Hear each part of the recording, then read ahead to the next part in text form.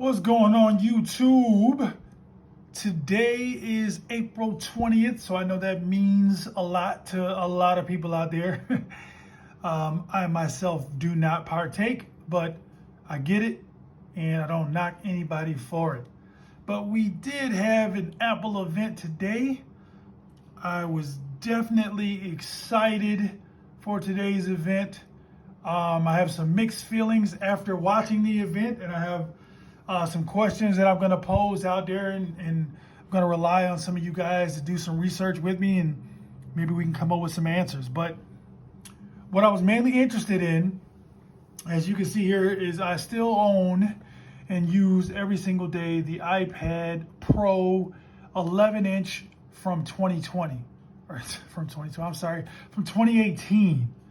This is, to me, probably the most powerful, I guess, piece of tech that I have ever owned. And it has served me very well over the last 2 years, which is why I haven't upgraded, because they did have an update in 2020 for this device. And I was kind of glad that I didn't feel slighted when they had the update in 2020.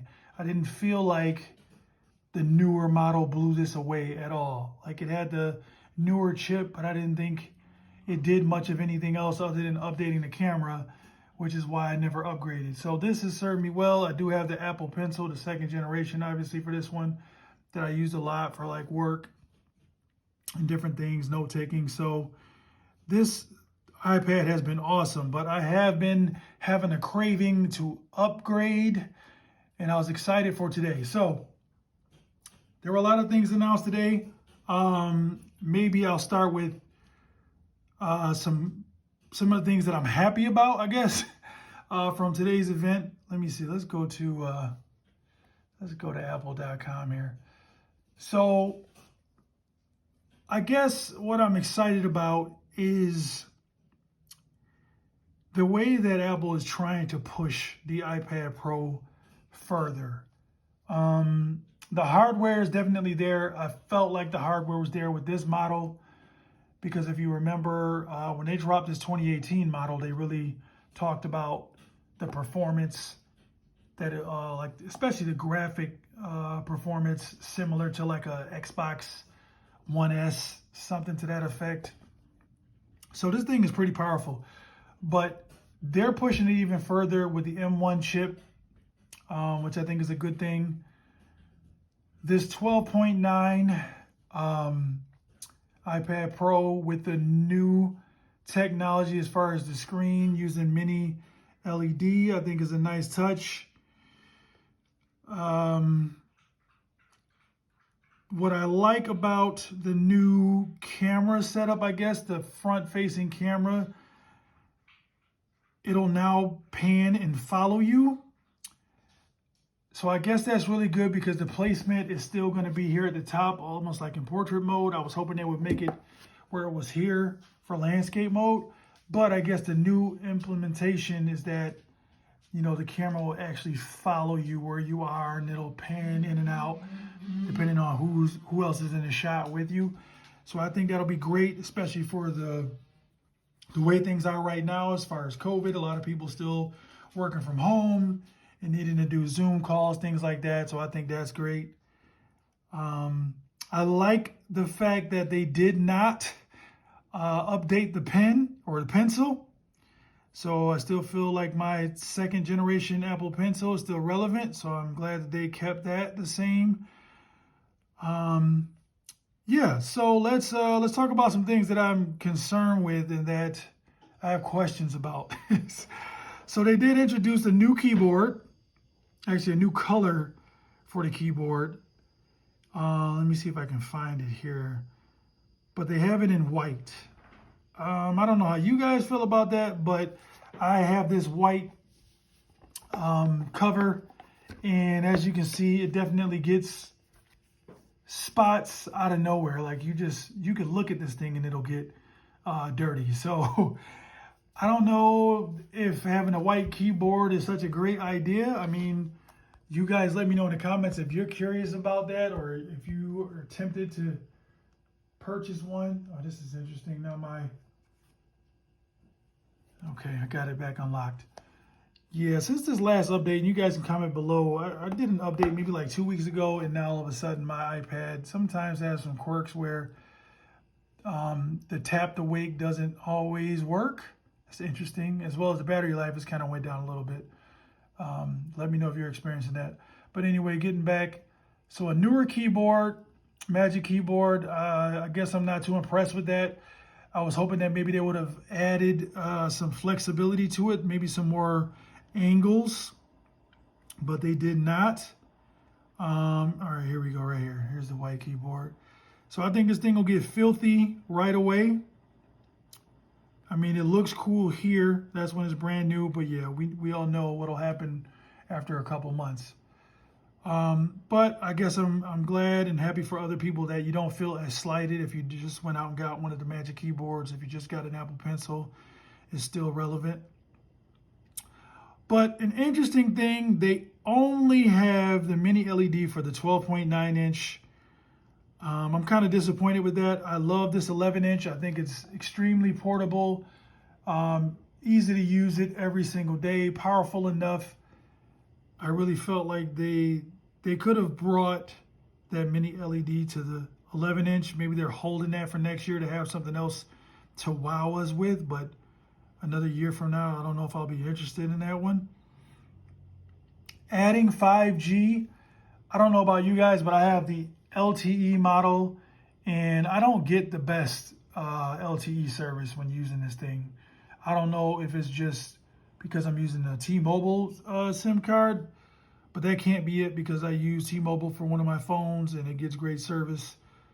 But for some reason, I'm getting like some really poor speeds with just LTE. So I guess I'm not too excited about a 5G antenna being in the new iPad. But something that I found interesting, and let me see if I can locate it again while we're doing this video.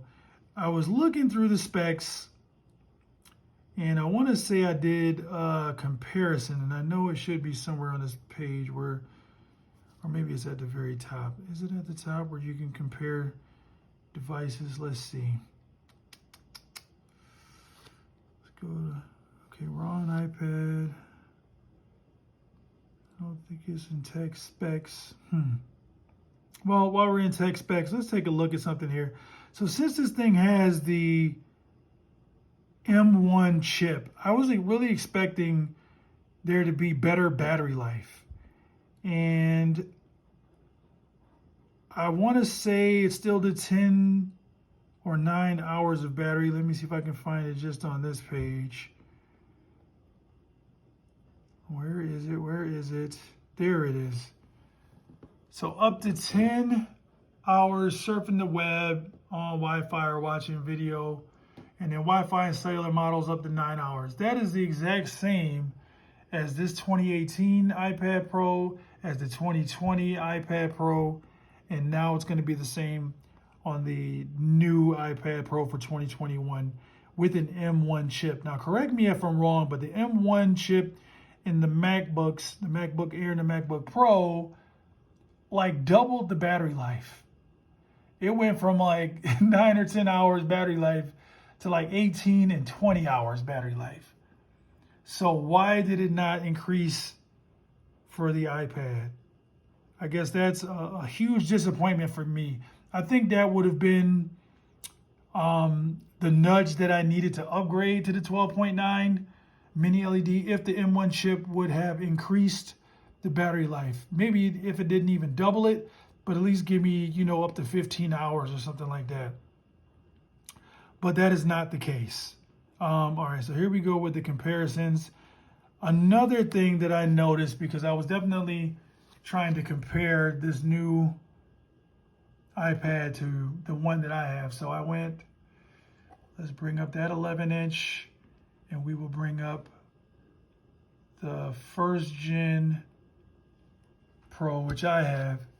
There was something interesting that I found in the specs as well that I still haven't found an answer to. And let me see if I can find it again. And that had to do with the RAM. So there is, let's see, where'd it go?